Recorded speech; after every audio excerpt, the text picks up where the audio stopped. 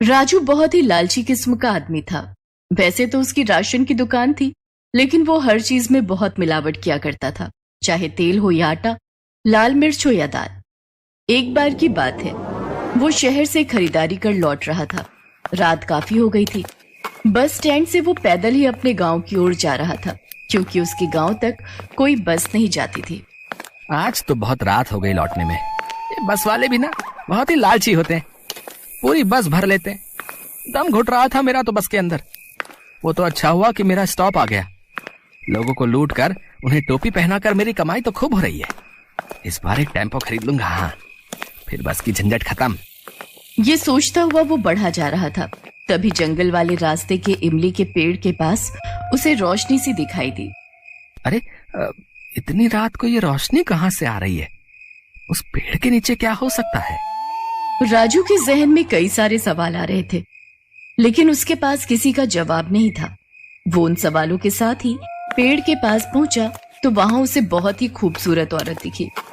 इतनी खूबसूरत औरत उसने आज तक नहीं देखी थी, और जो रोशनी उसे दूर से दिखाई दे रही थी, वो रोशनी उस औरत के बालों से आ रही थी। उसके बाल बिल्कुल सोने की तरह थे और चमक रहे थे। आप कौन हैं? इतनी रात को यहाँ आपको डर नहीं लगता क्या? और ये आपके बाल ऐसे कैसे हो गए? ऐसा लगता है कि सोने के बाल हैं ये सोने के बाल ही हैं जो मेरी सिद्धियों के बाद मिले हैं। क्या मजाक कर रही हैं आप? भला किसी के बाल सोने के भी हो सकते हैं? सबके नहीं होते, मेरे हैं। और आज की रात यानी अमावस्या की वो रात है जब मैं अपने इस बाल में से एक बाल किसी को उपहार में देती हूँ। उपहार? मुझे चाहिए ये उपहार। हाँ, लेकिन उसके लिए मेरे साथ चलना होगा मेरे घर, क्योंकि ये बाल निकालने के पहले मुझे कुछ मंत्र पढ़ने होंगे, और वो मंत्र मैं यहाँ नहीं पढ़ सकती, क्योंकि वो यहाँ असर नहीं करेंगे। मेरा घर अभिमंत्रित है, तो मेरे मंत्र वहीं काम करेंगे। लालची राजू की तो लॉटरी लग गई। सोने के बाल बेचकर तो उसे लाखों रुपए मिल सकते थे। वो बिना कुछ सोचे उस औरत के साथ उसके घर की ओर चल पड़ा। उसका घर पहाड़ की एक गुफा में था। आप यहाँ रहती हैं? हाँ, मैं यहीं रहती हूँ। अब तो मैं आपके घर आ गया। अब मुझे अपना एक सोने का बाल दीजिए। राजू के कहने पर उस औरत ने अपनी आंखें बंद की और कुछ मंत्र पढ़ा, और फिर अपने सिर से एक बाल निकाल कर राजू को दे दिया। मुझे विश्वास नहीं हो रहा है कि ये सोने के बाल हैं। अरे, मैं तो अमीर हो गया। ये कहते हुए राजू वहां से जाने लगा तो उस औरत ने कहा, अरे कहाँ चल दिए? इस सोने के बाल की कीमत नहीं दोगे? कीमत? पर आपने तो कीमत का कुछ नहीं कहा था। आपने कहा था कि आप उपहार देती हैं आज की रात। ये उपहार ही है, लेकिन इसकी कीमत है, क्योंकि इस दुनिया में कुछ भी मुफ्त का नहीं मिलता। हाँ, लेकिन इसकी कीमत बहुत ही कम है, कोई भी इसे दे सकता है। अच्छा, ऐसा है। बोलिए, क्या देना है? खून, अपना खून। ये कहकर वो औरत एक भयानक चुड़ैल में बदल गई। उसे देखकर राजू के दिल की धड़कन बढ़ गई। उसकी जबान लड़खड़ाने लगी। तुम तो चुड़ैल हो? अरे, मैं तो फंस गया। राजू वहां से भागने लगा, लेकिन चुड़ैल ने एक मंत्र पढ़ा और उसे एक ही जगह पर चिपका दिया। वो लाख भागने की कोशिश करता रहा, लेकिन वो एक ही जगह पर चिपक कर रह गया। अरे, मुझे छोड़ दो, दया करो मुझ पर, दया करो। खून दो अपना। ये कहकर उस चुड़ैल ने एक मोटा सा स्ट्रॉ निकाला और उसके सिर में पहले छेद किया। पहले तो उसने स्ट्रॉ से उसका खून पिया और फिर एक बड़े से कटोरे में उसका खून निकाला। राजू जीवित तो अब भी था, लेकिन वो जिंदा लाश बन गया था। बहुत सारा खून मिल गया इस हड्डे कट्टे इंसान के शरीर से। जब तक इंसान रहेगा और उसके शरीर में खून रहेगा, मेरी ताकत हर दिन बढ़ती जाएगी, और एक दिन इतनी बढ़ जाएगी कि इस दुनिया पर मेरा राज होगा। ये सुनहरे बाल ही तो मेरी ताकत है, और इनकी ताकत है इंसानों का खून। उस रास्ते से रात को जो भी गुजरता वो उस चुड़ैल का शिकार बन जाता। रामदीन नाम का एक मेहनती लेकिन गरीब किसान उसी रास्ते से अपनी बैलगाड़ी में बैलों को हाँकते हुए गुजर रहा था। उस समय थोड़ी थोड़ी बारिश भी हो रही थी। इस बार बारिश अच्छी हुई है तो खेत में फसल भी कितनी लहलहा रही है। जल्द ही कटाई शुरू हो जाएगी। फसलों को बेचकर सबसे पहले लाला जी का कर्ज चुकाऊंगा। कितनी बार तो तकादा कर चुका है वो। एक तो वो एक का 4 ब्याज लगाता है। ऊपर से बार बार पैसे मांगता रहता है और ना देने पर सबके सामने भला बुरा कहता है। रामदीन यही सब सोचता हुआ अपने घर की ओर बढ़ा जा रहा था। तभी उसकी बैलगाड़ी का पहिया एक गड्ढे में फंस गया। सोचा था आज जल्दी घर पहुंचूंगा तो राधा के हाथों के पकौड़े खाऊंगा, लेकिन रामदीन बैलगाड़ी का पहिया निकालने की कोशिश करने लगा, लेकिन लाख चाहकर भी वो अकेले पहिए को नहीं निकाल सका। अब तो रात भी होने लगी थी। तभी उसकी नजर इमली के पेड़ के नीचे से आती हुई रोशनी पर गई। अरे उस पेड़ के नीचे से ये कैसी रोशनी आ रही है? लगता है पेड़ के नीचे कोई है। चलो उससे मदद मांगता हूँ। रामदीन पेड़ के पास पहुंचा तो उसे वही औरत दिखाई दी। उसके सुनहरे बालों को देखकर वो भी चौंक गया। उस चुड़ैल ने उसे भी अपनी बातों के जाल में फंसाने की कोशिश की। अरे नहीं नहीं, मैं क्या करूँगा आपके सोने के बाल का। मैं तो मामूली किसान, बस अच्छी फसल हो मेरी और मेरे परिवार का गुजारा ठीक से चले, बस यही चाहता हूँ मैं। अरे मैं अपने सोने के बालों के बदले में कुछ मांग तो नहीं रही, ये तो उपहार है तुम्हारे लिए। अरे नहीं नहीं, मुझे नहीं चाहिए ये उपहार। वो तो मैं आपके पास इसलिए आया था क्योंकि मुझे मदद की जरूरत थी।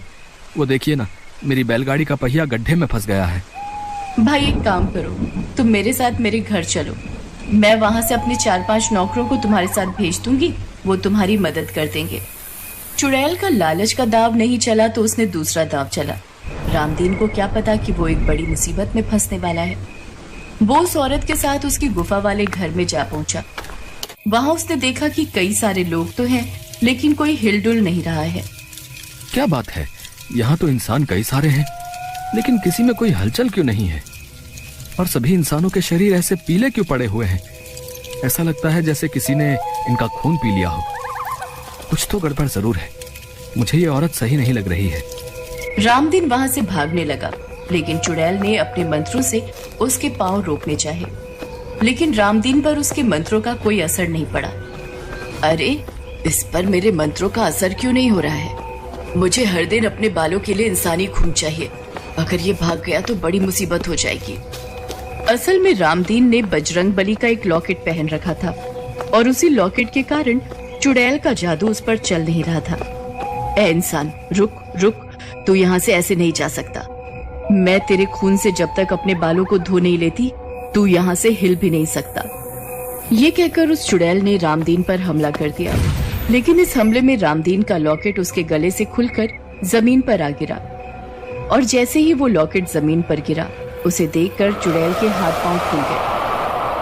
ये क्या है? हटा इस लॉकेट को यहाँ से हटा, नहीं तो मैं मार दूंगी तुझे। रामदीन समझ गया कि चुड़ैल बजरंग बली के उस लॉकेट से डर रही है। उसने उस लॉकेट को अपने हाथ में उठाया और तुझे अपने सुनहरे बालों पर बहुत घमंड है ना? अब तेरे ये बाल नहीं रहेंगे। रामदीन ने वो लॉकेट चुड़ैल के गले में डाल दिया। लॉकेट गले में डालते ही उसके बालों में आग लग गई और वो उस आग में खुद भी जलकर मर गई। उसके मरने के बाद उसका जादू समाप्त हो गया और उसकी गुफा में जितने लोग थे वे सभी ठीक होकर वापस अपने घर लौट आए। राजू ने भी अपनी बेईमानी की आदत से तौबा कर ली।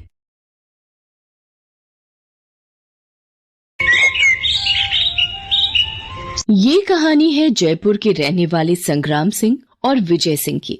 विजय सिंह संग्राम सिंह को अपना सबसे अच्छा दोस्त मानता था, इसलिए वो उससे सारी बातें बताता। एक दिन बातों ही बातों में विजय सिंह ने संग्राम सिंह को उस बहुमूल्य पायल के बारे में बताया जो कई पीढ़ियों से उसके परिवार के पास थी। विजय सिंह ने ये भी बताया कि वो पायल उनके परिवार के लिए बहुत ही भाग्यशाली है, क्योंकि उस पायल के घर में आने के बाद विजय सिंह के घर में काफी समृद्धि आई थी। जानते हो संग्राम सिंह, मेरे दादाजी बताते थे ये पायल लगभग 300 सालों से उनके परिवार में है और ये पायल उनके पूर्वजों को किसी वन देवी ने दिया था। वन देवी?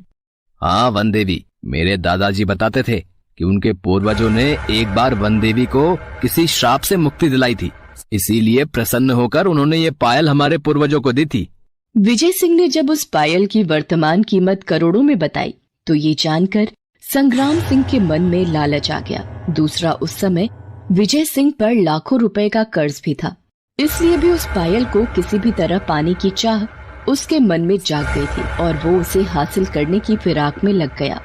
एक रात की बात है, मुझे किसी न किसी तरह वो पायल विजय सिंह से हासिल करनी होगी। वो पायल ही मुझे मेरे कर्ज से बाहर निकालेगा और मेरे लिए भी विजय सिंह के परिवार की तरह समृद्धि लेकर आएगा। एक रात की बात है। हर ओर सन्नाटा छाया हुआ था। संग्राम सिंह को अपने मंसूबे को पूरा करने के लिए मौका मिल गया।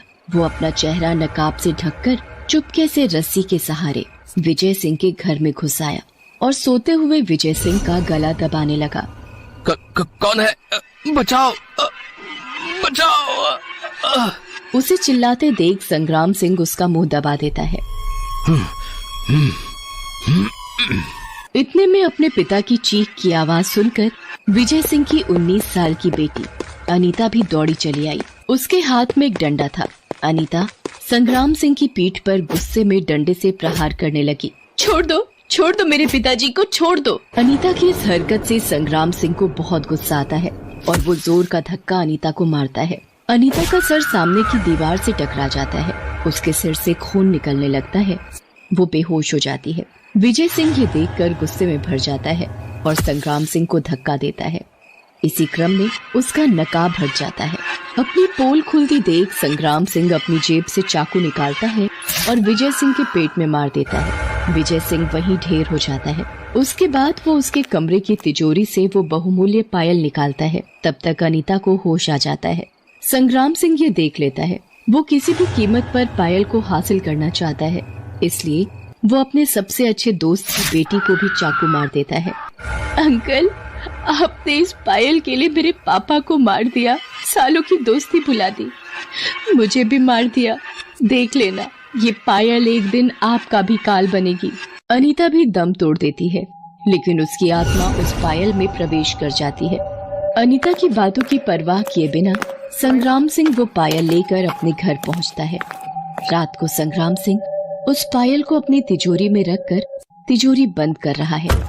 तभी देखता है कि उस पायल से छम छम की आवाज आती है और यही नहीं, वो पायल तिजोरी के दरवाजे में फंस जाती है। अरे, इस पायल से आवाज कैसे आने लगी और ये तिजोरी के दरवाजे में कैसे फंस गई? संग्राम सिंह फिर से उस पायल को अंदर कर तिजोरी बंद करने की कोशिश करता है, लेकिन फिर से उस पायल से छम छम की आवाज आती है और वो बाहर निकल आती है। लेकिन इस बार उस पायल के साथ 2 पाँव भी बाहर निकलते हैं। पाँव? ये पाँव किसके हैं? तभी वो पाँव धीरे धीरे बड़े होने लगते हैं और उन पाँव में पायल अपने आप चली आती है और अचानक उन पायलों से किसी के रोने की आवाज आने लगती है। फिर हंसने की आवाज आती है। मेरी आंखों को विश्वास नहीं हो रहा। भला बेजान चीज भी हंसती है और रोती है, इसके भी आंसू होते हैं। वो ये सोच ही रहा था कि तभी वहाँ एक चुड़ैल आती है। उसके हाथों में वही पायल होती है। वो संग्राम सिंह को जोर का धक्का मारती है और उसके सीने पर चढ़कर उसका गला दबाने लगती है। कौन हो तुम? कौन हो? छोड़ो मुझे, छोड़ो। मुझे भूल गए चाचा, आपने मेरे पिता और मुझे इस पायल के लिए मार दिया। अब आपकी बारी है, मैं भी आपको मार दूंगी। चुड़ैल के हाथों का शिकंजा कसता ही जा रहा था।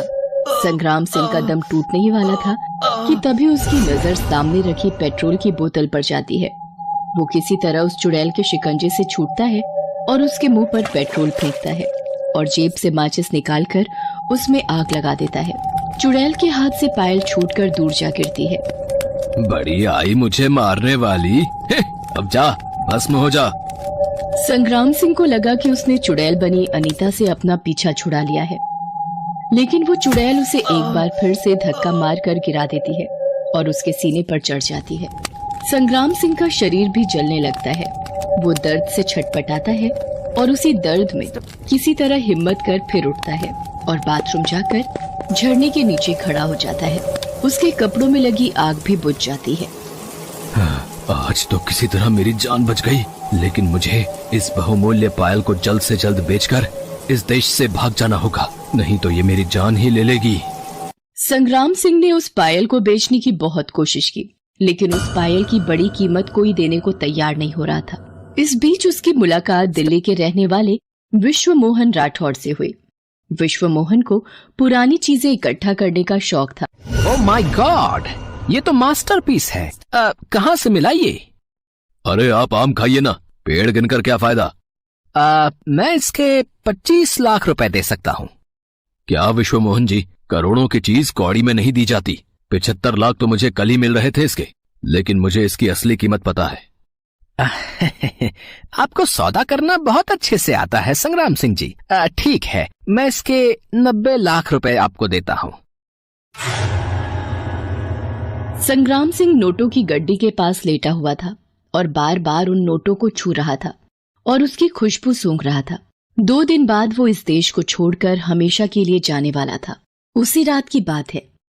भविष्य के सपने को लेकर संग्राम सिंह सोने की तैयारी कर रहा था। तभी उसे अपने बिस्तर के नीचे से पायल की आवाज सुनाई दी। संग्राम सिंह बिस्तर के नीचे झांक कर देखता है तो उसकी आंखें फटी की फटी रह जाती हैं। वो देखता है चुड़ैल बनी अनीता पलंग के नीचे बैठी है। उसके पांव में वही पायल है और वो अपने पैर हिला रही है जिससे छन छन की आवाज आ रही है। अरे ये पायल की आवाज कहाँ से आ रही है? चाचा, मैं इतनी आसानी से आपका पीछा नहीं छोड़ने वाली। आप कहाँ तक भागेंगे और कब तक भागेंगे अपनी मौत से? ये कहकर उस चुड़ैल ने अपना मुंह खोला। उसके मुंह से सांप की तरह जीभ निकली और संग्राम सिंह की गर्दन से लिपटने लगी। उसका गला दबने लगा। उसे सांस लेने में दिक्कत होने लगी। तुम यहाँ? तुम्हें तो मैंने... छोड़ो, छोड़ो मुझे, छोड़ो। चाचा, आप अपने कर्मों से छूट नहीं पाओगे। आपने 2 निर्दोष लोगों को मारा, लालच में आकर विश्वास और दोस्ती का खून कर दिया। आप नहीं बचोगे। आपका लालच आपको मौत के दरवाजे पर लेकर आ गया है। चुड़ैल की जीभ का शिकंजा धीरे धीरे बढ़ता जा रहा था। संग्राम सिंह के मुंह से खून निकलने लगा था। वो छटपटा रहा था और बार बार चुड़ैल से खुद को छोड़ने की गुजारिश कर रहा था। मुझे माफ कर दो बेटा, माफ कर दो। मैं लालच में अंधा हो गया था, मुझे माफ कर दो। लेकिन चुड़ैल ने संग्राम सिंह की एक नहीं सुनी और उसे मार डाला। उसके